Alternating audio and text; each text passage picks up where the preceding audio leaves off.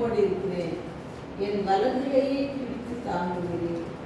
கர்த்தருடைய நல்ல நாமத்துக்கு மகிமை உண்டாகட்டும். ஆண்டவர் இந்த அறிவான நாளிலும் கடந்து போன வாரம் முழுவதுமாய் நம்மை கிருபையாய் தேவன் நம்மோடு கூட நம்மை பாதுகாத்தார். நம்முடைய குடும்பங்களின் மேலே மிகுந்த அக்கறை உடையவராய் இருந்தார். நாம் ஜெபித்த எல்லா ஜெபங்களுக்கும் கர்த்தர் பதில் கொடுத்தார், நம்மோடு கூட இருந்தார். இந்த நாளிலும் தேவன் நம்மோடு கூட இருக்க, எப்பொழுதும் அவரோடு கூட இருக்க விரும்பும்படியாய் இந்த வார்த்தைகளை கொடுத்திருக்கிறார் என்று சொல்லி ஆண்டவருக்கு விசுவாசிக்கிறேன். கரங்களை உயர்த்தி அல்லேலூயா. வேதவசனம் சொல்லுகிறது, சங்கீதம் 73:23, ஆனாலும் நான் எப்பொழுதும் உம்மோடு இருக்கிறேன். எல்லாம் சொல்லுங்க, எப்பொழுதும் உம்மோடு இருக்கிறேன். சங்கீதத்திலே வாசிக்கும் போது, அண்ணன் அந்த தியானங்களை வாசிக்கும் போது கூட ஆண்டவர் அதனுடைய தொடர்ச்சியாகத்தான் இதை நாம் பார்க்க போகிறோம். எப்போதும் கர்த்தரை ஸ்தோத்தரிப்பேன் என்கிற அந்த தொடர்ச்சியை தான் இப்போ நாம் தேவ செய்தியிலும் கேட்க போகிறோம். கவனத்தோடு, கர்த்தருடைய பிரசன்னத்தோடு கூட, கர்த்தருடைய நாமத்தை வாஞ்சிக்கிற அந்த வாஞ்சியோடு கூட தேவனுடைய வார்த்தையை கேட்போம். தேவாவியவர் நம்மோடு கூட பேசுவாராக. எப்பொழுதும், எல்லாம் சொல்லுங்க, எப்பொழுதும். சத்தமா சொல்லுங்களேன், எப்பொழுதும். அண்ணன் பிரசங்கம் பண்ணுறது மாதிரி நான் அப்படியே பிரசங்கம் பண்ணிட்டே மாட்டேன். வார்த்தைகளை கேட்பேன், எல்லாம் தைரியமாக சொல்லணும். படிக்கும்போது வேத புஸ்தகத்தை வாசிக்கணும். படிக்காத போது என்ன செய்யணும்? பலிபீடத்தை உற்று கவனிக்க வேண்டும். அல்லையா சொல்லுங்க, கொஞ்சம் ஆக்டிவாக இருப்போம். அல்லையா, இப்போ ஒரு 500 பேர் நமக்கு கற்றுத்தராருன்னா நம்ம மட்டும் அமைதியாக இருப்போம். அவங்களெல்லாம் கூட சேர்ந்து பாட நமக்கு வெக்கமாக இருக்கு இல்லையா? வெக்கமாக இருக்குமா இல்லையா? கண்டிப்பாக வெக்கப்படுவோம். ஆனால் வந்த ஜனங்கள் அவ்வளோ தூரம் ஆர்ப்பரித்து ஆண்டோட துதிக்கிறாங்க. நாம் இன்னுமே அப்படியே அமைதியாக கற்றுக்கல. நம்ம கொஞ்சம் ஆக்டிவ்க்குள்ளே என்ன செய்யணும்? வரணும். ஆமென். இந்த நாளிலும் எல்லாம் சொல்லுங்க, எப்பொழுதும். ஆனாலும் நான் எப்பொழுதும் உம்மோடு இருக்கிறேன். இந்த வார்த்தையை ஒரு தேவனுடைய பிள்ளை கட்டாயமாய் அவருடைய வருகை நாளிலே நின்று கொண்டிருக்கிற நாம் ஆண்டவரை பார்த்து சொல்லணும், ஆண்டவரே நான் எப்பொழுதும் உம்மோடு இருக்கிறேன். தைரியமா சொல்ல முடியுமா?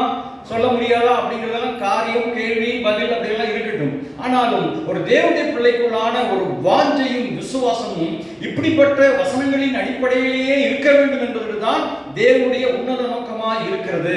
இந்த பக்தன் சொல்லுகிறான், பரிசுத்த ஆவியானவர் இந்த பக்தனை கொண்டு விதமாக எழுதி வைத்திருக்கிறார். ஆனாலும் நான் எப்பொழுதும் உம்மோடு இருக்கிறேன். ஆல்வேஸ், எல்லா நேரங்களிலும் நான் என்ன செய்கிறேன்? உம்மோடு கூட இருக்கிறேன். ஒரு தேவனுடைய பிள்ளை இவ்விதமான ஒரு தைரியத்தோடு கூட இருக்க வேண்டும் என்று சொல்லி கர்த்தருடைய ஆவியானவர் விரும்பினபடியினால் தான் இந்த வார்த்தையை நம்மோடு கூட பேச அவர் சித்தமுள்ளவராய் இருக்கிறார். கர்த்தருடைய பரிசுத்த நாமத்துக்கு மகிமை உண்டாவதாக. ஒரு தேவனுடைய பிள்ளை பணத்தோடு எப்பொழுதும் வாழ்கிறானோ, ஒரு தேவனுடைய பிள்ளை இந்த உலக பிரகாரமான செல்வாக்கோடு கூட வாழ்கிறானோ என்கிறது முக்கியம் இல்லை. ஒரு தேவனுடைய பிள்ளை கர்த்தரோடு கூட எப்பொழுதும் வாழ வேண்டும் என்கிற ஒரு வைராக்கிய வாஞ்சியாய், ஒரு விருப்பமாய், அதுதான் தேவனுக்கு மிகவும் முக்கியத்துவமான ஒரு காரியமாய் காணப்படுகிறது. தேவனுடைய பிள்ளைகளே, இந்த வார்த்தையின்படி நாம் கர்த்தரோடு இருக்க நாம் என்ன செய்ய வேண்டும்? சில நேரங்களிலே நாம் பிராக்டிகலாக நாம் பார்க்கும்போது, நாம் சங்கீத தியானத்தில் பார்த்தபடியாக சந்தோஷம் வரும் பொழுது ஆட்டோமேட்டிக்காக ஸ்தோத்திரமும் துதியும் வந்து விடுகிறது. இதே இதற்கு ஆப்போசிட்டா எதிர்பதமாக ஏதாவது ஒரு காரியங்கள் நமக்குள்ள வரும்போது, நமக்குள்ள வருகிறதா ஜெரம்? ஸ்தோத்திரமும் துதியும் வருகிறதா? ரொம்ப கஷ்டம்தான். ஆனாலும் இவர் சொல்லுகிறார், ஆனாலும் நான் எப்பொழுதும் உம்மோடு இருக்கிறேன். என்ன ஒரு அழகான ஒரு வார்த்தை பாருங்கள். கர்த்தருடைய ஆவியானவர், நம்ம சபைக்கு பேர் என்ன சபை விக்னேஷ்?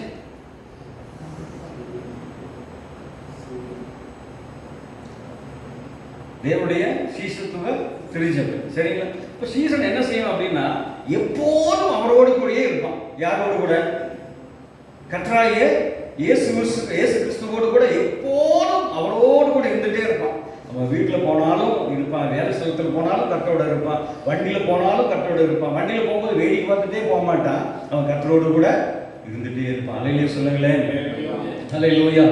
எத்தனை பேர் இன்னைக்கு ஒரு வாஞ்சியோடு கூட இருக்கு? கர்த்தர் என் கூட எப்போதுமே இருக்கணும்னு சொல்லி எத்தனை பேர் வாஞ்சிக்கிறேன்? நான் கண்ண முடிக்கிறேன். எல்லா வானத்துக்கு நேராக பிதாவானவராகிய தேவன் வேதத்தில் ஒரு அழகான ஒரு வாக்குத்தத்த வசனம் இருக்கிறது. என்ன அப்படின்னா, அவர்களுடைய நடைகளை எல்லாம் அவர் என்ன செய்கிறார்? சீர்தூக்கி பார்க்கிறார்.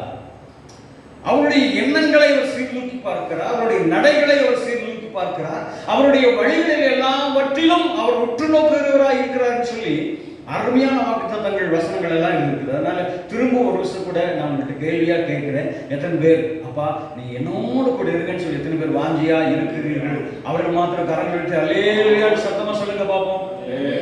அல்லேலூயா, அல்லேலூயா. இப்ப கர்த்தரோடு கூட நாம் இருக்கணும்னா நாம் என்ன செய்யணும்? ஃபர்ஸ்ட் 40வது சங்கீதம் 16வது வசனம். சங்கீதம் 40:16. உம்மை தேடுகிற அனைவரும் உமக்குள் மகிழ்ந்து சந்தோஷப்படுவார்களாக. உம்முடைய ரட்சிப்பை விரும்புகிறவர்கள் கர்த்தருக்கு மகிமை உண்டாவதாக என்று எப்பொழுதும் சொல்வார்களாக. விக்னேஷ், உன்னுடைய வேலை ஸ்தலத்துல தேவன் உன்னோடு கூட இருக்க வேண்டுமானால் நீ என்ன சொல்லணுமா? கர்த்தருக்கு மகிமை உண்டாவதாக என்று எப்பொழுதும் சொல்லணும். அல்லேலூயா சொல்லுங்க. எத்தனை பேர் நாம் வேலை ஸ்தலங்களில் இடர்பாடுகளை சந்திக்கிறோம், பிசினஸ்ல பல கிரிட்டிக்கலான ஒரு சூழ்நிலையை சந்திக்கிறோம். இந்த சூழ்நிலையின் மத்தியிலே கர்த்தர் நம்மோடு கூட இருக்க வேண்டுமானால் நம்பர் 1 கர்த்தருக்கு மகிமை உண்டாவதாக என்று எப்போதும் நாம் சொல்ல பழகி கொள்ள வேண்டும். நம்பர் 1 கர்த்தருக்கு மகிமை உண்டாவதாக என்று எப்பொழுதும் சொல்ல வேண்டும். அல்லேலூயா சொல்லுங்க. இப்படி மகிமையை சொல்ல சொல்ல என்ன ஆகுதான்? முதல் வசனத்தை அந்த வசனத்தை வாசிங்க.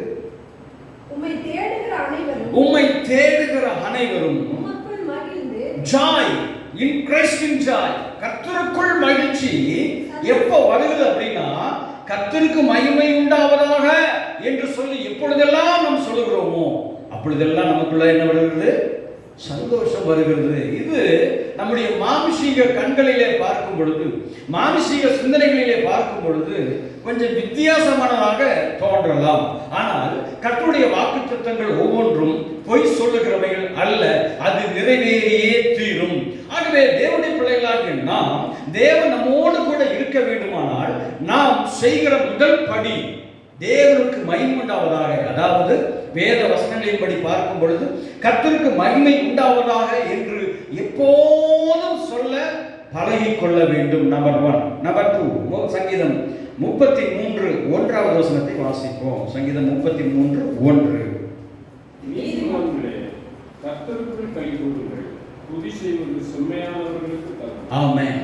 யாரு துதி செய்ய முடியும்? பாருங்க, துதிங்க துதிங்க துதிங்க துதிங்க, இப்படி எழுப்புங்க எழுப்புங்க அப்படின்னு அவன் செத்து நாயா கிடக்கிறான். அவன் எப்படி துதிப்பா சொல்லுவாங்க? இதை தேவனுடைய ஆவியில் சொல்லும், மரித்தவர்களும் மரணத்தில் இறங்குகிறவர்களும் கர்த்தரை துதியார்கள், நாமோ இது முதல் என்றென்றைக்கும் கர்த்தருடைய நாமத்தை துதிப்போம், ஸ்தோத்திரம் பண்ணுவோம் சொல்லி அழகான ஒரு வசனம் இருக்குது. பாருங்க, நம்முடைய ஆத்துமாவில் ஒரு பெரிய பலன் வர வேண்டுமானால் கர்த்தரை துதிப்பதை தவிர வேற வழியே இல்லை. அதுவும் நான் சொல்லிட்டேன் அப்படின்னு அல்ல, அதாவது பாடலை பாடுகிறவரோ வேற வசனங்களை சொல்லுகிறவர் சொல்லி நாம் சொல்றதல்ல, இதயத்திலிருந்து கர்த்தரை ஸ்தோத்திரம் பண்ணி அப்படி பிராக்டிஸ் பண்ணும்போது நிச்சயமாய் நான் சொல்லுகிறேன், தேவனுடைய மகிமை, தேவனுடைய ரட்சிப்பு நமக்கு கிடைக்கும். எப்படிங்க சொல்றீங்க? எப்படி சொல்றீங்க அப்படின்னு கேட்கும்போது ஒரு சின்ன சம்பவத்தை சொல்லுகிறேன். எனக்கு ஒரு ஹெல்மெட் இருந்தது, ரொம்ப காஸ்ட்லியான ஹெல்மெட். அந்த ஹெல்மெட்டினுடைய அந்த திருவும் இல்லைங்களா, அந்த கண்ணாடி இருக்கும் இல்லைங்களா, பக்கத்தில் திருகி அந்த லாக் பண்ணுவாங்க. இந்த லாக் ஒரு நாள் கழண்டு விழுந்துருச்சு. எனக்கு என்ன ஒரு துக்கமான ஒரு காரியம்னா, இந்த லாக் விழுந்துருச்சு. இனிமேல் அந்த கண்ணாடி என்ன செய்ய முடியாது, வாங்கி அது என்ன பண்ணுறேன்னு ஒரே குழப்பம். நான் கர்த்தரை ஸ்தோத்திரிக்கக்கூடியவன். நான் அந்த நேரத்தில், ஆண்டவரே இந்த லாக்கு கிடைக்குவதற்காக உமக்கு ஸ்தோத்திரம் என்று சொன்னேன். விடுற மாதிரி இல்லை. யாரையும் விக்னேஷ், ஆண்டவரை ஸ்துதிக்காம விடுற மாதிரி இல்லை. ஸ்தோத்திரம் பண்ணிட்டே இருந்தேன்ப்பா. இது எப்படி இருந்தாலும் ஹெல்மெட் வாங்கினா கிட்டத்தட்ட ஒரு 1300 1400 ஆகும். எப்படியாவது இந்த கிளிப் எனக்கு செஞ்சிருங்க, கிடைக்கும்படி கிருபை செஞ்சிருங்க அப்படின்னு சொல்லிட்டு ஸ்தோத்திரம் பண்ணிகிட்டே இருந்தேன். பாருங்க, அடுத்த நாள் எதேச்சியா அப்படி நடந்து போகிறேன், அப்படி முன்னால் கிடக்குது. ஏங்க இதெல்லாம் லக்குங்க அப்படின்னு சொல்லாதீங்க. கர்த்தரை துதிக்கிறவனுக்கு அது எதேச்சியா நடக்கிறது இல்லை, கர்த்தர் அந்த காரியங்களை வாய்க்க பண்ணுவார். அல்லேலூயா சொல்லுங்க. அல்லேலூயா. இப்படிப்பட்ட ஒரு சின்ன சின்ன விஷயங்களை தேவன் நம்முடைய வாழ்க்கையில் அனுமதிக்கும் போது பெரிய விஷயங்களிலும் கர்த்தர் நமக்கு அற்புதங்களை செய்ய அவர் வல்லமையுள்ளவராயிருக்கிறார். அதற்கு முதல் படி வேதத்தில் இப்போது நான் வாசித்தோம் அல்லவா, சங்கீதம் 33:1 நான் வாசித்தோம், துதி செய்வது செம்மையானவர்களுக்கு தகும். செம்மையானவர்கள்லாம் யாருங்க?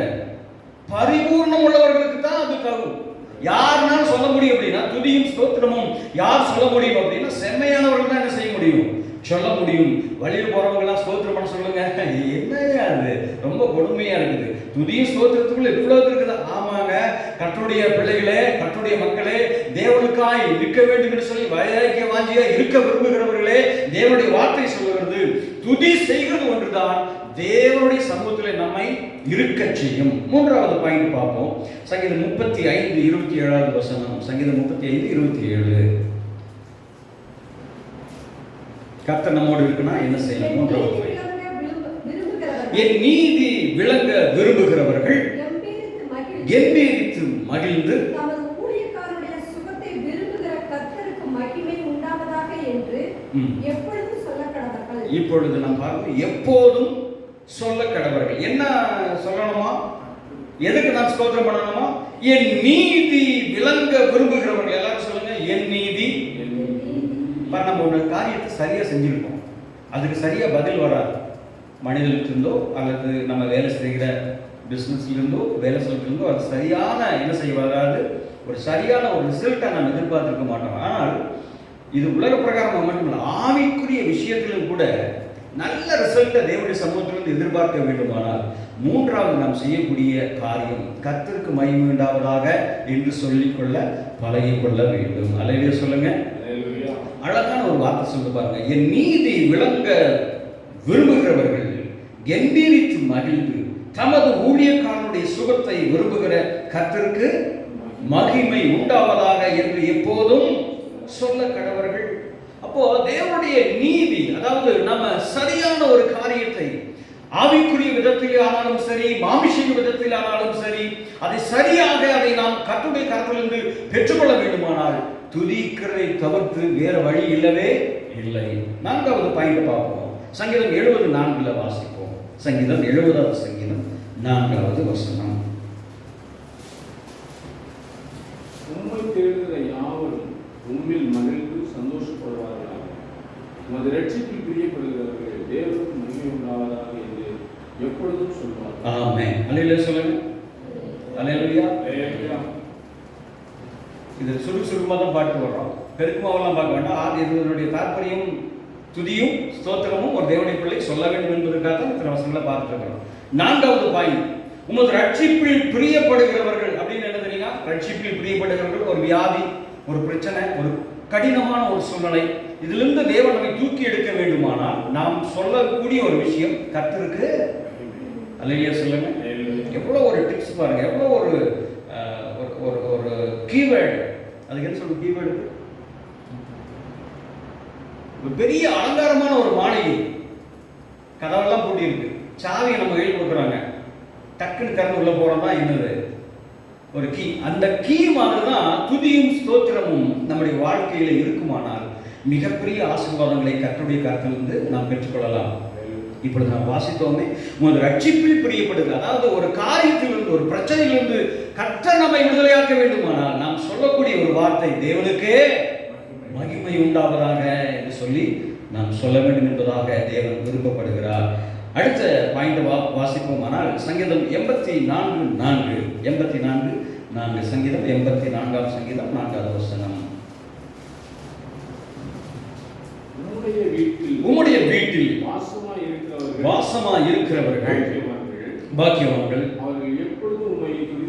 அவர்கள் எப்போதும் உம்மை துதித்துக் கொண்டே இருப்பார்கள். அல்லேலூயா சொல்லுங்க. பாருங்க, நீங்க துதிக்கிறதுக்கு ஸ்தோத்திரத்துக்கு சாத்தான் உங்களை, சத்துருவானவன் உங்களை, உலகம் உங்களை விடவே விடாதுங்க. இது அற்புதமாய் தான் பார்க்க சொல்லுங்க. திரும்பவும் சொல்லுகிறேன், நல்லா கவனமாக கவனிங்க. வியாதியிலிருந்து விடுதலை, உலக பிரகாரமான ஒரு காரியத்தில் ஒரு தேவைகள் மத்தியோடு கூட இருப்பீங்களா? நீங்கள் அதிகமாக ஸ்தோத்திரிக்க பழகிக் கொள்ளும் பொழுது தேவன் உங்களுக்கு பெரிய உயர்வையும் விசேஷமா ஜபத்தில் ஒருவேளை ஆண்டவரே நான் ஜபத்தில் ஆழமாய் வளரணும்னு சொல்லி விருப்பப்பட்டீர்களானால், இன்னும் ஆவிக்குரிய விசேஷித்த கிருபைகளை நீங்கள் பெற்றுக்கொள்ள வேண்டும் என்று சொல்லி நீங்கள் விரும்புவீர்களானால் அதுக்கு ஸ்துதியும் ஸ்தோத்திரத்தையும் தவிர்த்த வேற வழி இல்லவே, கர்த்தருடைய நாமத்தை மகிமைப்படுத்துவதற்கான ஒரு காரியத்தை தவிர வேற வழி இல்லவே இல்லை.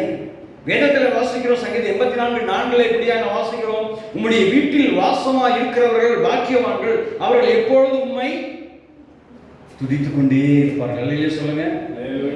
அவங்க எப்படிப்பட்டவங்களா இருப்பாங்களா?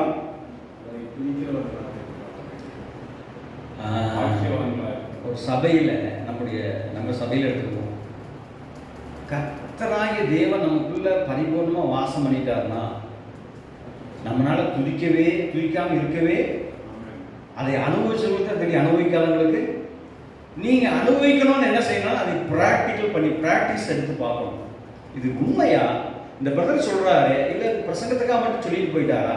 துதி பண்ணி ஸ்தோத்திரம் பண்ணி ஒவ்வொரு காரியத்திற்காக நம்ம அப்படி பிராக்டிஸா நம்முடைய நடைமுறை வாழ்க்கையில அதை அபியாசப்படுத்தும் பொழுது பெரிய விடுதலையை, பெரிய ஆசீர்வாதத்தை தேவன் நமக்கு துதிகளின் வழியாய் ஸ்தோத்திரங்களின் வழியாய் தேவன் செய்வார். இன்னொரு உங்கள் ஞாபகத்துக்காக உங்களுக்கு சொல்லுகிறேன், உங்களுடைய வீட்டில் வாசமாய் இருக்கிறவர்கள் பாக்கியவான்கள், அவர்கள் எப்பொழுதும் உம்மை துதித்துக் கொண்டே இருப்பார்கள்.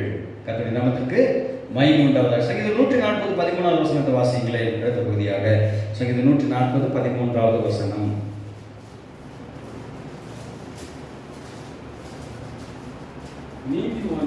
நீதிமான்கள் உமது நாமத்தை துதிப்பார்கள், செம்மையானவர்கள் அல்லேலூயா சொல்லுங்களேன். எல்லா கரங்களை உயர்த்தி சத்தம் உயர்த்தி அல்லேலூயா அல்லேலூயா. ஒரு பூரான ஒரு வேற ஏதோ ஒரு காரியம் வந்து நம்ம சத்தம் எப்படி இருக்கு, நமக்கு வேற ஒரு வந்துருக்கு வச்சுக்கோங்க, நமக்கு ஆட்டோமேட்டிக்கா வேற ஒன்றும் இல்லை. கர்த்தருடைய நாமத்துக்கு மகிமை உண்டாகட்டும்.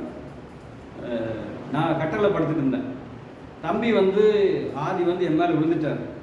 நான் கர்த்தருக்கு ஸ்தோத்திரம் தான் சொல்லியிருக்கோனுங்க. ஐயோ அம்மா அப்படிங்கிற என்னையும் அறியாம நான் ஐயோ அம்மாங்கிறேன்.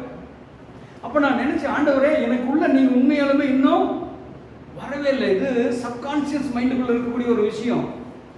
ஆண்டவரே நான் ஐயோ அம்மான்னு தான் சொன்னேன், ஆண்டவரே ஸ்தோத்திரம்னு சொல்லி என்ன இன்னும் நான் உங்களுக்குள்ள வளரலையே, ஆண்டவரே எனக்கு கிருபை தாங்கன்னு சொல்லி அப்படி கிருபைக்காய் கெஞ்சினேன். தேவனுடைய பிள்ளைகளே, நம்முடைய சப்கான்சியஸ் மைண்டுக்குள்ள, நம்ம மைண்டுக்குள்ளானாலும் சரி, நம்முடைய ஆழ் மனதுக்குள்ளானாலும் சரி, ஸ்தோத்திரம் சொல்லி பழகிறத, துதி சொல்லுகை பழகிறத நாம் அதிகமாய் கடைபிடிக்க வேண்டும் என்பதை கர்த்தர் விரும்புகிறார். இதில் தான் 140வது சங்கீதம் இப்போ நான் வாசித்தோம் இல்லைங்களா, அந்த வசனத்தை திரும்பவும் உங்களுக்காக ஞாபகப்படுத்த வாசிக்கிறேன். நீதிமான்கள் உமது நாமத்தை யார் துதிப்பாங்களா?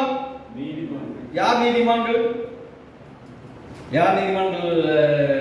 விக்னேஷ் ஜெரம், யார் நீதிமான்கள்? ஆண்டவராலே தெரிந்து கொள்ளப்பட்டவர்கள் நீதிமான், ஆண்டவர் ரத்தத்தினாலே கழுவப்பட்டவர்கள் நீதிமான்கள். அப்ப நம்மளாம் யாரு? ஆட்டோமேட்டிக்கா நம்முடைய வாயிலிருந்து துதிய ஸ்தோத்திரமும் வரணும் அப்படின்னு சொல்லி கர்த்தர் விருப்பப்படுகிறார். அல்லேலூயா சொல்லுங்களேன். என்ன ரொம்ப நாளா எல்லாருக்கும் ஒரு சந்தேகமா இருக்கு, துதின்னு என்ன, ஸ்தோத்திரம்னா என்ன? கர்த்தர் சில நேரத்தில் துதின்னு சொல்றாரு, சில நேரத்தில் ஸ்தோத்திரம் பண்ணுன்னு சொல்றாரு. துதின்னு என்ன, ஸ்தோத்திரம்னா என்ன? யாராவது தெரியுங்களா? நானே உங்களுக்கு சொல்லிக்கொள்ள விரும்புகிறேன், நான் சொல்லிக் கொடுக்க விரும்புகிறேன்.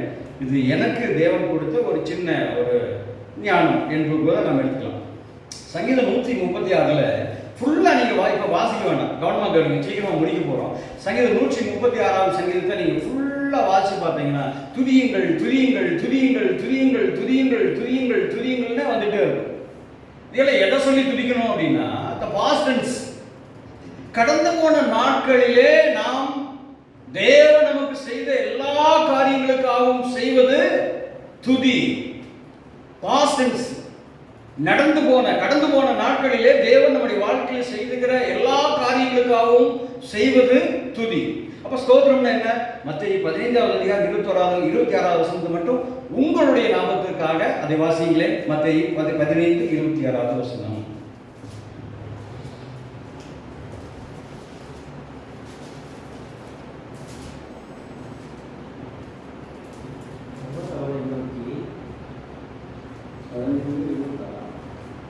மத்தேயு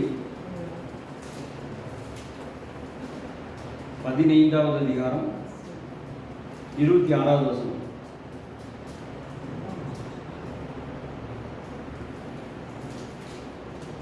மத்தேயு 15 தானே எடுத்தீங்க?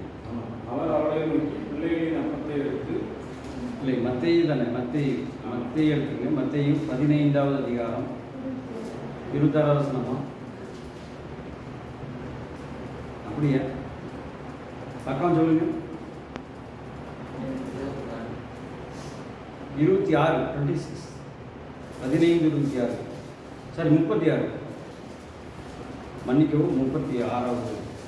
அந்த 7 அப்பங்களையும் எனக்கு என்ன ப்ராப்ளம் அப்படின்னா எனக்கு கண்ணு கொஞ்சம் தெரியாதுங்க. அதை சொல்லுங்க, நான் உண்மையை சொல்லணும் இல்லையா? 36வது வசனம். அந்த 7 அப்பங்களையும் அந்த மீன்களையும் எடுத்து ஸ்தோத்திரம் பண்ணி பிட்டு தம்முடைய சீசர்களிடத்தில் கொடுத்தார். சீசர்கள் ஜனங்களுக்கு பரிமாறினார்கள். இது தேவ சமூகத்தில் நின்று சொன்ன அப்படின்னு எனக்கு கண்களுக்கு நல்ல ஜீவனையும் நல்ல பார்வையும் தேசப்பா தருவதற்காய் ஸ்தோத்திரம். அல்லேலூயா சொல்லுங்க. ஆமென். இதுல ஸ்தோத்திரம் என்றால் என்ன அப்படின்னா இதனுடைய எக்ஸ்பிளைன் பாருங்க. அந்த 7 அப்பங்களையும் அங்க பாருங்க, வேதத்தை இப்ப பாருங்க, வேதவசனங்களை இப்ப பாருங்க. அந்த 7 அப்பங்களையும் அந்த மீன்களையும் எடுத்து ஸ்தோத்திரம் பண்ணி என்ன பண்றார்? ஸ்தோத்திரம் பண்ணி அப்புறம் தான் என்ன செய்யறார்? கமாவெல்லாம் கொடுக்காம இல்லை, கமா பிட்டு தம்முடைய சீசர்களிடத்தில் கொடுத்தார். சீசர்கள் ஜனங்களுக்கு பரிமாறினார்கள். இப்ப ஸ்தோத்திரம்னா என்ன அப்படின்னா வரக்கூடிய கர்த்தர் நம்முடைய வாழ்க்கையில செய்யக்கூடிய அதிசயமான காரியங்களை நினைத்து வருங்காலங்களுக்காக, அதாவது ஃபியூச்சர், அதாவது எதிர்காலத்திற்காக, நம்முடைய எதிர்கால தேவைகளுக்காக ஆண்டவரை நோக்கி, ஆண்டவரே உம்முடைய சித்தத்தின்படி, அண்ணா அவருக்கு நல்ல ஒரு காரியத்தை நீங்க சொல்லி கொடுத்தாங்க. கர்த்தருக்காய் நான் அந்த வார்த்தைகளுக்காய் கர்த்தருடைய நாமத்தை ஸ்தோத்திரம் பண்றேன். ஆண்டவரே உம்முடைய சித்தத்தின்படி என் வாழ்க்கையில நீங்க செய்யக்கூடிய எல்லா உபகாரங்களுக்காய் உமக்கு நன்றி ஆண்டவரே என்று சொல்லிக்கொள்ள பழகிக் கொள்ள வேண்டும். இருக்கிறீங்களா? இருக்கிறேன்னு சொல்லி அலையிலே சொல்லுங்க. ஆனா ஏன் விருப்பத்தின்படி ஆண்டவரே எனக்கு ஒரு கார் வேணும், எனக்கு ஒரு அப்படி வேணும், எனக்கு நல்ல ஒரு செயின் வேணும், மோதிரம் வேணும், இதெல்லாம் இல்லை. ஆண்டவரே ஆண்டவர் நம்மோட கூட இருக்கணும்னா ஆண்டவருடைய விருப்பம் நம்முடைய வாழ்க்கையில என்னங்க ரொம்ப முக்கியம். அதுக்கு நம்ம என்ன செய்யணும்னா ஆண்டவரே உங்களுடைய சித்தத்தின்படி என் எதிர்கால வாழ்க்கையினுடைய எல்லா திட்டமிடலுக்காக, எல்லா ஆசீர்வாதங்களுக்காக உமக்கு நன்றி செலுத்துகிற ஆண்டவரே, அதுவும் உம்முடைய நாமத்தின் மகிமைக்காக நீர் எங்களுக்கு கொடுக்கிறபடியாலே நமக்கு நன்றி ஆண்டவரே என்று சொல்லிக்கொள்ள பழகிக் கொள்ளும் பொழுது நிச்சயமாய் அந்த ஆசீர்வாதங்களை விட்டு ஆயிரமான ஜனங்களுக்கு கர்த்தர் நம்மை ஆசீர்வாதமாய் கர்த்தர் மாற்றுவார். அப்ப துதியில் என்ன, ஸ்தோத்திரம் என்ன? குறிப்பாக சொல்லுகிறேன், துதி என்பது கடந்த காலத்தை நினைத்து ஸ்தோத்திரம் பண்ணுவது. ஸ்தோத்திரம் என்றால் வருங்காலத்தை நினைத்து ஆண்டவருடைய நாமத்தை மகிமைப்படுத்துவது. எஸ், கர்த்தருடைய நாமத்துக்கு மகிமை உண்டாவதாக. யாரோடு கர்த்தர் இருந்தார்? வேத வசனங்கள் ரொம்ப படிக்க ரொம்ப நமக்கு சந்தோஷமா இருக்கு. எத்தனை பேருக்கு வேத வசனம் சந்தோஷமா இருக்கிறது? சந்தோஷமா இல்லை அப்படின்னா கர்த்தர் நம்மோடு இல்லைன்னு அர்த்தங்க. நமக்கும் ஆண்டவருக்கு சம்பந்தமே இல்லைன்னு அர்த்தம். வேத வசனம் யாருக்கு தேனா இனிக்கிறதோ படிக்க இன்னும் அடடா சூப்பர் அப்பா அப்படின்னு சொல்லி சில வேளைகளிலே படிக்கும் பொழுது கண்ணீர் வரும், சில வேளைகளிலே வரும் பொழுது ஆனந்த சந்தோஷம் வரும், சில வேளைகளிலே வரும் பொழுது ஆத்தும பாரம் வரும். இப்படி பல நிலைகளிலே வேத வசனங்களை படிக்கும்போது பல காரியங்களை தேவன் நம்மோடு கூட பேசுகிறதை பார்க்க முடிகிறது. ஆமென்.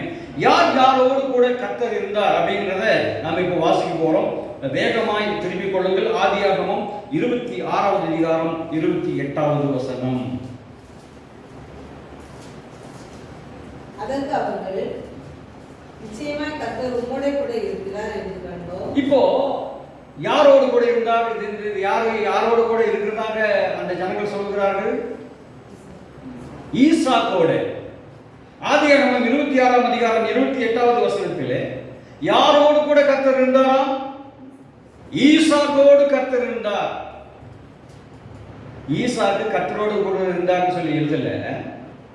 யாரோடு யார் இருந்தார்? ஈசாக்கோடு உம்மோடு கூட கர்த்தர் இருக்கிறார்னு சொல்லி அந்த அந்நிய ஜனங்கள், மற்ற ஜனங்கள் ஈசாக்கை பார்த்து சொல்லுகிறதை பார்க்க முடியும். அப்போ நம்பர் 1, ஈசாக்கோடே கர்த்தர் இருந்தார். ஆதியாகமம் புஸ்தகம் 39வது அதிகாரம் 2வது வசனம். அடுத்தது மனிதர், அடுத்த ஒரு தேவ பிள்ளை. கர்த்தர் யோசேப்போடு கூட இருந்தார். அங்கே ஈசாக்கோடு இருந்தார். இங்கே 39வது அதிகாரம் 2வது வசனத்திலே யோசேப்போடு கூட இருக்கிறார். அடுத்து யாரோடு இருந்தார்? யாத்திராகமம் புஸ்தகம் 4ஆம் அதிகாரம் 12வது வசனத்தை வாசிங்களே. ஆகையால் நீ போ, நான் உன் வாயோடு இருந்து. அப்போ நான் வாயோடு இருந்து என்னங்க? நான் உன்னோடு இருந்து, நான் உன்னோடு இருப்பேன். இந்த வார்த்தை யார் சொல்றா அப்படின்னா, தேவனாகிய கர்த்தர் மோசேயோடு இருந்தார் என்பதை முழு விளக்கமாக நாம் அறிந்து கொள்ளலாம். அப்போ மூன்றாவது நபர் மோசே, நான்காவது நபர் யாருங்க? யோசுவாவின் புஸ்தகம் 6வது அதிகாரம் 27வது வசனம். யோசுவா 6:27.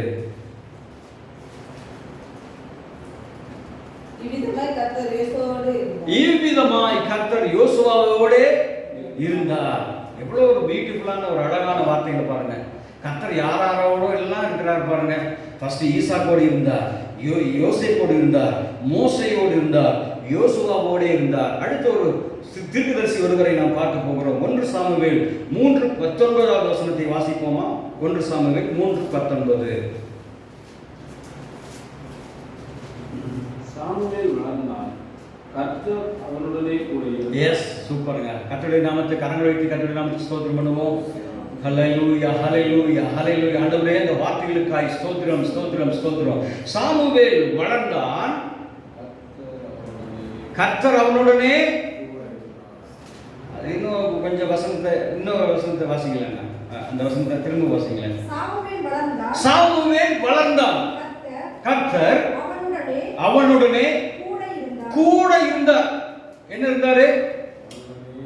அவன் என்ன செய்யல, விட்டு தேவன் சாமுவேலோட விலகி அங்க இங்கேயும் போகல, கூடவே இருந்தார். யாரோடு கூட இருந்தார்? சாமுவேலோடு கூட. ஆமென். இந்த அபிஷேகத்தை, இந்த ஒரு நெருக்கத்தை, இந்த ஒரு அன்பின் ஐக்கியத்தை தான் ஆதி பரிசுத்தவான்களோடு கூட மாத்திரமல்ல, அதே ஐக்கியத்தை கிறிஸ்துவானவரின் வழியாய் நம்மோடு கூட தேவன் இருக்க விரும்புகிறார். ஆமென். அந்த விருப்பத்திற்காய் கர்த்தருடைய நாமத்துக்கு நாம் ஸ்தோத்திரம் பண்ணுவோமா? எல்லா கரங்களை வைத்து நாம் ஜெபிப்போம். எல்லாரும் ஜெபிப்போம். இது முடிவு ஜெபம் அல்ல. ஆமென். இடையில் பண்ணுகிற விசுவாசத்தோடு கூட நாம் ஜெபிக்கிற ஜெபம். ஆண்டவரே, ஆதி பரிசுத்தவான்களோடு கூட இருந்தீர், எங்களோடு கூட நீர் இருக்க விரும்புகிறீர். நாங்களும் உம்மோடு கூட எப்பொழுதும் இருக்க விரும்புகிறோம். அந்த பரிபூர்ண கிருபையை எங்களுக்கு நீர் பரிபூர்ணமாய் தந்துள்ளுவீராக. கர்த்தராகிய இருக்கிற இயேசு கிறிஸ்துவின் நாமத்தின் மகிமைக்காகவே தகப்பனே, நாங்கள் எல்லா சூழ்நிலைகளிலும் நாங்கள் ஆண்டவரே நீர் எங்களோடு கூட இருக்க விரும்புகிறோம். அப்படி நீங்க செய்வதற்காக நன்றி. இந்த நாமத்திற்கு ஸ்தோத்திரம் பண்ணுகிறோம். ஹல்லேலூயா, ஹல்லேலூயா.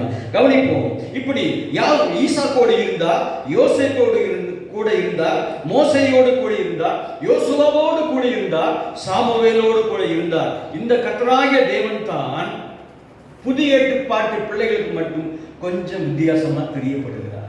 என்னங்க அது? வாலண்டியரியா எல்லாத்துக்கும் போய் ஆண்டவர் இருந்தாரு. புதிய ஏற்பாட்டு பிள்ளைகளுக்கு மட்டும் எப்படி கொஞ்சம் என்ன ஒரு கண்டிஷன்ஸ் அப்ளைஸ், நிபந்தனைகள் என்ன சொல்றாரு அப்படிங்கிறத இன்னைக்கு நம்ம பார்க்க போறோம்.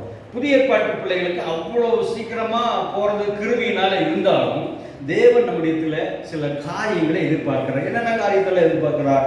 நம்பர் 1, மத்தேயு 3ஆம் அதிகாரம் 15வது வசனம் 16, 17.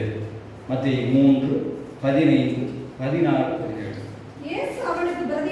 இயேசு அவனுக்கு பிரதியுத்தரமாக, இப்பொழுது இடம் கொடு, இப்படி எல்லா நீதியும் நிறைவேற்றுவது நமக்கு ஏற்றதா இருக்கிறது என்றார். அப்பொழுது அவருக்கு இடம் கொடுத்தார். 16. இயேசு ஞானஸ்நானம் பெற்று ஜலத்திலிருந்து கரையேறின உடனே இதோ வானம் அவருக்கு திறக்கப்பட்டது. தேவ ஆவி புறாவை போல இறங்கி தம்மேல் வருகிறதை கண்டார். அன்றியும் வானத்திலிருந்து ஒரு சத்தம் உண்டாகி, இவர் என்னுடைய நேசகுமாரன், இவரில் பிரியமாயிருக்கிறேன் என்று உரைத்தது. புதிய ஏற்பாட்டு கர்த்தருடைய பிள்ளைகளுக்கு தேவன் வாலண்டரியா நம்மை தேடி வந்து நம்மை ரட்சித்திருந்தாலும், ஒவ்வொரு கர்த்தருடைய பிள்ளைகளும் நாம் அறிந்து கொள்ளக்கூடிய மிகப்பெரிய ஒரு சத்தியம் மத்தேயு 3, 15, 16, 17 சுருக்கமாக அதனுடைய ரத்தின சுருக்கமாய் பார்க்கும் பொழுது, தேவனுடைய வார்த்தைகளுக்கு கீழ்ப்படியும் பொழுது, தேவனுடைய நீதிகளுக்கு கீழ்ப்படியும் பொழுது, 17வது வசனத்தில் அழகான ஒரு வாக்குத்தத்தத்தை, அழகான தேவனுடைய வார்த்தை, தேவனாகிய கர்த்தருடைய வார்த்தை சொல்லுகிறது. வானத்திலிருந்து, அன்றியும் வானத்திலிருந்து ஒரு சத்தம் உண்டாகி, இவர் என்னுடைய நேசகுமாரன், இவரில் பிரியமாய் இருக்கிறேன் என்று உரைத்தது. தேவனுடைய பிள்ளைகளே, புதிய ஏற்பாட்டு தேவ பிள்ளைகளாகிய நமக்கு, இயேசு கிறிஸ்துவின் நம்முடைய ரத்தத்தினாலே ஜெனிப்பிக்கப்பட்ட, ரத்தத்தினாலே சுத்திகரிக்கப்பட்ட நமக்கு கீழ்ப்படிதல் ரொம்பவும் அவசியம் என்று தேவன் வலியுறுத்துகிறார். கரங்களை வைத்து அல்லேலூயா சொல்லுவோம். அந்த காலத்தில் அவர்கள் இப்படிப்பட்ட ஒரு பிரமாணங்களுக்குள்ளாய் இருந்தாலும் தேடி தேடி தேடி தேடி சென்று பழைய ஏற்பாட்டு கர்த்தருடைய பிள்ளைகளுக்குள்ளாய் தேவன் வாசம் பண்ணினார்.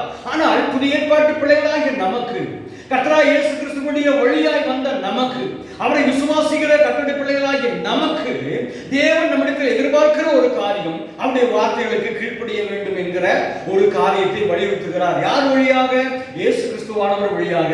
தான் ஒரு தேவகுமாரனாய் இருந்த போதும் கூட தேவனுடைய வார்த்தைகளுக்கு அப்படியே செவி கொடுத்து கீழ்ப்படிந்தார். அழகாக ஒரு கர்த்தருடைய ஆவியானவர் எழுதி வச்சிருக்கிறார் பாருங்க. இப்பொழுது இடம் கொடு. இப்படி எல்லா நீதியும் நிறைவேற்றுவது நமக்கு ஏற்றதா இருக்கிறது. தட் மீனிங் தேவனுடைய வார்த்தைகளுக்கு நாம் கீழ்ப்படியும் பொழுதுதான் கர்த்தர் நம்மோடு கூட இருக்க விரும்புகிறார். அல்லேலூயா சொல்லுங்க. ஹல்லேலூயா, ஹல்லேலூயா, ஹல்லேலூயா. இரண்டாவது காரியத்தை நாம் வாசிக்க போறோம். அதே யோவான் புத்தகத்தை எடுத்துக்கொள்வோம். 15வது அதிகாரம் 4, 7, 10 வசனங்களை நாம் வாசிக்க போறோம். யோவான் 15வது அதிகாரம், யோவான் 15 4வது வசனமும் 7வது 10வது வசனத்தை வாசிப்போம். எல்லா இடத்துக்குமா? என்னில் நிலைத்திருங்கள், நானும் உங்களை நிலைத்திருப்பேன். கொடியானது திராட்சை செடியில் நிலைத்திராவிட்டால் அது தானாய் கனி கொடுக்க மாட்டாதது போல நீங்களும் என்னில் நிலைத்திராவிட்டால் கனி கொடுக்க மாட்டீர்கள். எஸ், தேவன் முதலாவது பார்த்தோம். தேவன் நம்மோடு கூட இருக்க விரும்பினால் நாம் செய்யறது பழைய ஏற்பாட்டில் போல நம்ம அப்படியே லகுவா அப்படி வாங்க முடியாது. கட்டாயம் கீழ்ப்படிதல் அவசியம். இரண்டாவது காரியம், என்னில் நிலைத்திருங்கள். அவர் சொல்லியிருக்கலாம், பிள்ளைகளே, என் ரத்தத்தினாலே மீட்கப்பட்ட தேவனுடைய ஜனங்களே, உங்களுக்கு நான் என்ன செய்வேன்? நான் உங்களை, அந்த வசனம் அப்படித்தான் சொல்லியிருக்கேன். அந்த எண்ணில் நிலைத்திருங்கிற வார்த்தையை தவிர்த்துட்டு கூட அவர் சொல்லியிருக்கேன் இல்லைங்களா? பாருங்க, நீ அப்படியெல்லாம் இல்லை, ஆதி பரிசுத்தவான்கள் எல்லாத்தையும் போய் நான் இருந்தேன், புதிய பாட்டு கிருபை நாட்கள் அல்லவா, நான் உங்களோட அப்படியே வந்து இருந்துக்குவேன், அப்படியே நான் ஏற்றுக்குங்க அப்படியெல்லாம் சொல்லல. ஒரு கமிட்மெண்ட், ஒரு கட்டளையை தேவன் செப்பரேட்டா சொல்றத பார்க்கணும். என்னில் நிலைத்திருங்கள், நானும் உங்களில் நிலைத்திருப்பேன். அல்லேலூயா சொல்லுங்களேன். அல்லேலூயா. கொஞ்சம் சற்று கொஞ்சம் கடினமானது போல இருக்கலாம், ஆனால் அதற்கு கிருபையை தர அவர் வல்லமையுள்ளவராய் இருக்கிறார். அல்லேலூயா சொல்லுங்களேன். என்னில் நிலைத்திருங்கள், அப்பொழுது நான் உங்களில் நிலைத்திருப்பேன். 7வது வசனத்தை வாசிங்க. நீங்கள் என்னிலும் என் வார்த்தைகள் உங்களிலும் நிலைத்திருந்தால் நீங்கள் கேட்டுக்கொள்வது எதுவோ அது உங்களுக்கு செய்யப்படும். அடுத்த பாயிண்ட் பாருங்க. ஃபர்ஸ்ட் என்னில் நிலைத்திருங்கள் சொல்லி நம்மகிட்ட எதிர்பார்க்கிறார். அடுத்த வசனத்துல நம்மோடு கூட கர்த்தர் பேசுகிறார். நீங்கள் என்னிலும், நான் உங்களிலும் அல்ல. யோசபாவோடு கூட இருந்தது போல அல்ல, மோசையோடு கூட இருந்தது போல அல்ல, சாமுவேலோடு கூட இருந்தது போல அல்ல. நீங்கள் என்னிலும், நீங்கள் என்னிலும் என் வார்த்தை உங்களிலும் நிலைத்திருந்தால். ஆமென். கரங்களை தலையிலே சொல்லுவோமா? தேவனுடைய பிள்ளைகளே, ஏதோ நம்முடைய தகப்பன் ரொம்ப லகுவா நம்ம வீட்டில் வந்து வசிக்கிறதாக கொஞ்சம் கடினமாய் காணப்படுகிறது. கடினமாக காணப்படுறது போல இருக்கலாம். ஆனால் தந்தையாம் கிறிஸ்துவானவர், பிதாவாகிய தேவன் நம்மை நேசிக்கிறபடினால இந்த வார்த்தைகளை என்ன செஞ்சிருக்கிறாருங்க? எழுதி வைத்திருக்கிறார். ஃபர்ஸ்ட், நீங்கள் என்னிலும் என் வார்த்தை உங்களிலும். அப்போ நாம் தேவனுக்கு முதலிடம் கொடுக்க ஆயத்தம் ஆக வேண்டும். 10வது வசனத்தை வாசிங்களேன். நான் என் பிதாவின் கற்பனைகளை கைக்கொண்டு அவருடைய அன்பில் நிலைத்திருக்கிறது போல நீங்களும் என் கற்பனைகளை கைக்கொண்டிருந்தால் ஆமென். அல்லேலூயா சொல்லு. கரங்களை உயர்த்தி. நான் பிதாவுக்கு சமமாய் இருப்பதை கொள்ளையாடின பொருளாக எண்ணாமல் தம்மை தாமே வெறுமையாக்கி அடிமையின் ரூபம் எடுத்து மனுஷ சாயலானார் என்று சொல்லி பிலிப்பியர் புத்தகத்தில் வாசிக்கிறோம். எல்லாம் எனக்கு பிதாவினால் எனக்கு கொடுக்கப்பட்டிருக்குன்னு சொல்லிட்டு ஆண்டவர் அப்படியே ஜெய்சாண்டிக்கா ராஜத்துவமா ராஜரீகமாய் வந்து எல்லா காரியத்தையும் செய்து விடவில்லை இந்த பூமியில். அவர் சொன்னார், அவர் சொல்லுகிறார், நான் என் பிதாவின் கற்பனைகளை கை கொண்டேன். எஸ், ஆமென். தேவனுடைய வார்த்தைகளுக்கு நாம் என்ன செய்யணுங்க? கை கொள்ள வேண்டும். நாம் கர்த்தருக்குள்ளா இருக்க வேண்டும், கர்த்தருக்குள் நிலைத்திருக்க வேண்டும் என்பதை கர்த்தர் எதிர்பார்க்கிறவராய் இருக்கிறார். இதை உணர்ந்த தேவனாகிய கர்த்தர் இந்த வார்த்தைகளுக்கெல்லாம் அப்படியே கீழ்ப்படிந்த தேவனாகிய கர்த்தர் ஒரு பக்கா ஸ்டேட்மெண்ட் சொல்றாரு. என்ன ஸ்டேட்மெண்ட்? யோவான் 16வது அதிகாரம் 32வது வசனத்தை வாசிப்போம். ஸ்டேட்மெண்ட், சூப்பர் ஸ்டேட்மெண்ட் பாருங்க. இதோ நீங்கள் சிதறுண்டு, இதோ நீங்கள் சிதறுண்டு, அவனவன் தன் இடத்துக்கு போய் என்னை தனியே விட்டுவிடும் காலம் வரும். அது இப்பொழுது வந்திருக்கிறது. ஆனாலும் நான் தனித்திரேன், பிதா என்னுடனே கூட இருக்கிறார். அல்லேலூயா சொல்லுங்க. யாரோடு கூட இருக்கிறாரா? தம்பிகளா, சீசர்களே, மத்தேயுவே, மார்க்குவே, லூக்காவே, அப்போஸ்தலர்களே, நீங்கள் எல்லாவற்றும் என்னை விட்டு போனாலும் பரவாயில்ல, நான் தேவனுக்குள் நிலைத்திருக்கிறபடினால், தேவனுடைய வார்த்தையை கை கொண்டிருக்கிறபடினால், தேவனுடைய நீதியை பின்பற்றுகிறபடினால் அவர் என்னை தனியே இருக்க விடவில்லை. சூப்பரான ஸ்டேட்மெண்ட் பாருங்க. ஆனாலும் நான் தனித்திரேன், நான் தனித்திரேன், பிதா என்னோடு கூட. எப்ப சொல்ல முடியும் அப்படி தெரியுங்களா? இந்த வார்த்தைகளுக்கெல்லாம், ஒவ்வொரு வார்த்தைகளுக்கும் நான் விசுவாசிக்கிறேன் தேவனாகிய கர்த்தர் நம் தந்தையாம் இயேசு கிறிஸ்துவானவர் இந்த பூமியில வாழ்ந்த போது ஒரு வார்த்தையும் கூட விடாம அப்படியே தேவனுடைய வார்த்தைகளுக்கு கீழ்ப்படிந்திருந்த வழியினால் தான் இவ்விதமான ஒரு தரமான தைரியமான ஒரு ஸ்டேட்மெண்ட் சொல்றார். நான் தனித்திரேன், பிதா என்னோடு கூட இருக்கிறார். நான் சொல்ல முடியுமா? சொல்ல முடியும். எப்படி சொல்ல முடியும்? எப்படிங்க சொல்ல முடியும்? யோவான் 16ஆம் அதிகாரம் 7வது வசனத்தை வாசிப்போம். எப்படி நாம் சொல்ல முடியும்? நான் உங்களுக்கு ஏசப்பா சொன்னது போல நாம சொல்ல முடியுமா? மகேந்திரன் சொல்ல முடியுமா? அது இங்க ஆத்தரிட்டி, அந்த அதிகாரப்பூர்வமான வசனம் எங்க இருக்குது அப்படின்னா இப்ப நான் வாசிப்போம். 16:7. நான் உங்களுக்கு என்ன சொல்றாரா? உண்மையை சொல்லுகிறேன். நான் போகிறது உங்களுக்கு ரொம்ப பிரயோஜனம், யூஸ்ஃபுல்லா இருக்கும். நான் போகாதிருந்தால் தேற்றவாளன் உங்களிடத்தில் வரமாட்டார். நான் போவேனேனாகில் அவரை உங்களிடத்திற்கு அனுப்புவேன். போதும். தேற்றவாளனாகிய பரிசுத்த ஆவியானவர் நமக்குள் தேவனுடைய வார்த்தைகளுக்கு நாம் அப்படியே கீழ்ப்படியும் பொழுது தேவனுடைய ஆவியானவர் நம்மோடு கூட இருப்பார். அல்லேலூயா சொல்லுங்களேன். அல்லேலூயா, அல்லேலூயா. கரங்களை அல்லேலூயா சொல்லுங்க. தேவனுடைய வார்த்தைகளுக்கு நாம் அப்படியே கீழ்ப்படியும் பொழுது தேவனுடைய ஆவியானவர் தம்முடைய மகிமையின் ஆவியாக நமக்குள் வாசம் பண்ணுவது உறுதி. ஆமென். ஒருவன், ஒரு தேவனுடைய பிள்ளை கர்த்தருக்குள் தான் இருக்கிறாரா அப்படிங்கறத எப்படி அடையாளம் கண்டுபிடிக்க முடியும் தெரியுங்களா? விக்னேஷ் சுரேஷன் இருக்கிறார், ரொம்ப பிரசங்கம் பண்றாரு, பாட்டு பாடுறாரு, ஜெபம் பண்றாரு, அல்லேலூயாங்கிறாரு, அப்படிங்கிறாரு. இவர் கர்த்தருக்குள்ளதான் இருக்கிறாரா அப்படிங்கறத எப்படி கண்டுபிடிக்க முடியும் அப்படின்னு ஒரு சின்ன டிப்ஸ். வெளிப்படுத்தின விசேஷம் 17வது அதிகாரம் 14வது வசனம். ஒரு தேவனுடைய பிள்ளை கர்த்தரோடு தான் இருக்கிறாரா அல்லது இருக்கிறாரா என்கிறதை டெஸ்ட் பண்றதுக்கு இவர்கள் ஆட்டுக்குட்டியானவுடனே யுத்தம் பண்ணுவார்கள். ஆட்டுக்குட்டியானவர் கர்த்தாதி கர்த்தரும் ராஜாதி ராஜாவுமா இருக்கிறபடியா அவர்களை ஜெயிப்பார். அவரோடு கூட இருக்கு. இதுதான் முக்கியங்க. இந்த வசனத்தை வாசிக்கணும். பட் நான் வேற ஒரு அந்த காரியத்துக்காக, அந்த வசனத்துக்காக நான் வாசிக்கணும், தப்பு இல்லை, பரவாயில்லை. கர்த்தருடைய நமக்கு மகிமை. அவரோடு கூட இருக்கிறவர்கள், அழைக்கப்பட்டவர்களும் தெரிந்து கொள்ளப்பட்டவர்களும் உண்மை உள்ளவர்களுமாய் அல்லேலூயா சொல்லுங்களேன். ஒரு கர்த்தருடைய பிள்ளை கர்த்தரோடு தான் இருக்கிறாரு, கர்த்தர் அவனோடு கூட இருக்கிறாருன்னா எப்படி அடையாளம் கண்டுபிடிச்சிக்க முடியும் விக்னேஷ் அப்படின்னா, அவன் எல்லா விஷயத்திலும் கர்த்தருக்குள் உண்மையா இருப்பான். அல்லேலூயா, அல்லேலூயா சொல்லுங்க. ஆகவே தேவனுடைய பிள்ளைகளே, நாம் தேவனோடு கூட இருக்க நாம் அதிகமாய் நம்முடைய இதயத்தினுடைய நம்முடைய வாழ்நாளுடைய பெரும் பகுதி தேவனுடைய சமூகத்தோடு கூட நேரம் செலவழிக்கணும். நம்ம கேட்ட ஒவ்வொரு வசனங்களின் படியாக நாம் கீழ்ப்படிய வேண்டும். இதுக்கு தேவன் எப்படிப்பட்டவராக இருக்கிறார் தெரியுங்களா? தேவன் எப்படிப்பட்டவராக இருக்கிறது இப்படியே நம்ம வசனங்களை வாசி அப்படின்ட்டு மட்டும் அப்படியே சொல்லி அப்படியே நிறுத்திடல, ஒரு வசனத்தை மட்டும் வாசி நம்ம ஜெபம் பண்ணுவோமே. வெளிப்படுத்தின விசேஷம் 4வது அதிகாரம் 5வது வசனம். அந்த சிங்காசனத்திலிருந்து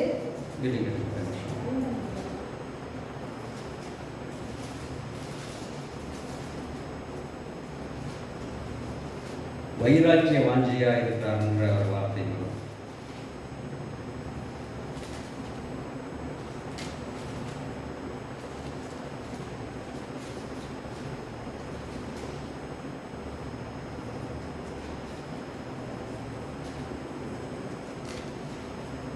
நேரம் குறைவானதுனால நாம் அதை நம்ம வாட்ஸ்அப்பில் உங்களுக்கு அந்த வசனங்களை அனுப்புகிறேன்.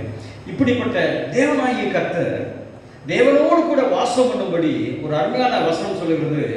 கர்த்தருடைய ஆவியானவர் வைராக்கிய வாஞ்சியா இருக்கிறார் ஒவ்வொரு பிள்ளைகள் மேலும். அவர்கள் அப்படியே தனித்து விடப்பட்டதாய் அல்ல, இந்த பூமியில வாழும் பொழுதும் சரி அல்லது அவரோடு கூட இருக்கிற ஆனாலும் சரி, அவர்கள் தனியே இருக்கக்கூடாது என்பதில் ரொம்ப கவனமா இருக்கிறீங்களா? நீங்க தனியா இருந்தீங்கன்னா கண்டிப்பா சத்ருவானவன் உங்களை என்ன செய்வான்? களவாண்டு கொண்டு போய் விடுவான். எவனை விழுங்கலாமோ என்று வகை தேடி சுற்றி திரிகிறான் என்கிறதை குறித்து, சத்ருவானுடைய கிரியைகளை குறித்து தேவன் எச்சரிக்கிறவராய் இருக்கிறார். தேவனுடைய பிள்ளைகளே, நாம் தனிமையாய் அல்ல, நாம் தனித்து விடப்பட்டவர்களாய் அல்ல. ஒருவேளை தனியாய் விடப்பட்ட ஒரு சூழ்நிலையை போல இருக்கலாம். ஆனால் கர்த்தருடைய நாமத்தை ஸ்தோத்திரிக்க பழகும் பொழுது, கர்த்தருடைய நாமத்தை துதிக்க பழகும் பொழுது தேவன் நம்மோடு கூட வாசம் பண்ணுவார். கரங்களை தலையிலே சொல்லுவோமா? ஹல்லேலூயா, ஹல்லேலூயா, ஹல்லேலூயா. இதுக்கு நாம் செய்ய வேண்டியதெல்லாம் ஒன்றே ஒன்று. காலையில் எந்திரிச்சோன்ன முடிக்க போகிறேன். காலையில் எந்திரிச்சோன்ன நம்ம என்ன செய்வோம்? எத்தனை பேர் ஜெபம் பண்ணுறோம்? அப்படி இதெல்லாம் கேட்டு நம்ம அட்டவணையில் எடுத்து பார்க்க வேண்டியதில் ஒரே ஒரு காரியத்தை சொல்லி நான் முடிக்க போகிறேன். நமக்கு ரொம்ப எல்லாத்துக்குமே டைம் இருக்குங்க, எல்லாத்துக்குமே டைம் இருக்கு. ஜெபத்துக்கு மட்டும் என்ன செய்யாதுங்க, டைம் இருக்கவே இருக்காது பெரும்பாலான நேரங்களில். ஆனால் இதை கர்த்தர் அருவருக்கிறவராய் இருக்கிறார்.